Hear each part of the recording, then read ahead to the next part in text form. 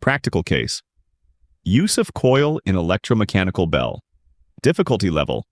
Beginner intermediate. Learn how to build an electromechanical doorbell that demonstrates the principles of inductors and safe control of inductive loads. The article includes a bill of materials, wiring guide, circuit schematic, measurements and tests, and results interpretation. Would you like to master electronics, computer science, and artificial intelligence without getting lost in infinite theory? At prometeo.blog, you will learn by building and programming.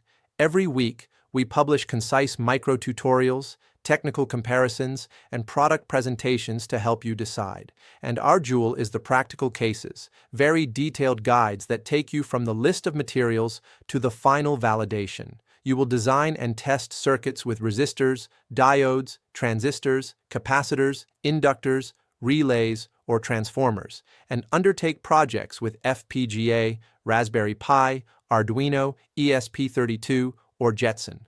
Everything step by step, with exact commands, ready-to-use code, connection tables, and real troubleshooting guides. All our publications can be read in Spanish and English. At the end of the article, there is a self-assessment quiz to evaluate what you've learned.